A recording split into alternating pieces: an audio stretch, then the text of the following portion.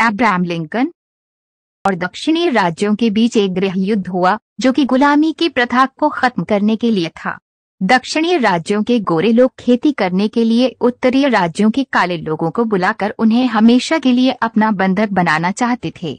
दक्षिणी राज्य अपना खुद का एक देश बनाना चाहता था और उत्तरी राज्य गुलामी को खत्म करके एकजुट होकर रहना चाहता था। इसी बीच इन दोनों राज्यों के मध्य एक गृह युद्ध छिड़ गया जो कि 1861 से लेकर 1865 तक चला और इस गृह युद्ध में उत्तरी राज्य की जीत हुई।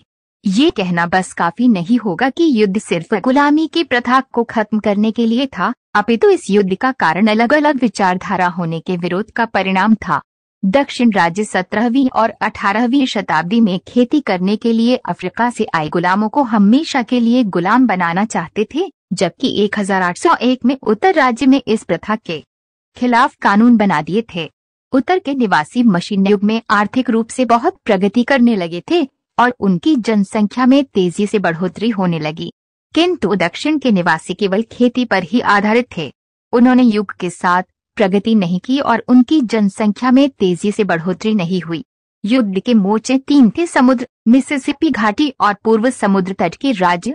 दक्षिण तट पर यूरोप से आयात और निर्यात की चीजों में रोक लगा दी गई और वहां के सबसे बड़े नगर न्यू ऑरलियंस से आत्मसमर्पण करा लिया।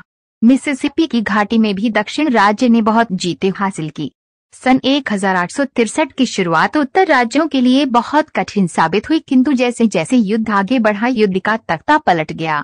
सन 1864 में युद्ध का अंत साफ दिखाई देने लगा। उत्तर के राज्यों की जीत हुई और गृह युद्ध समाप्त हो गया।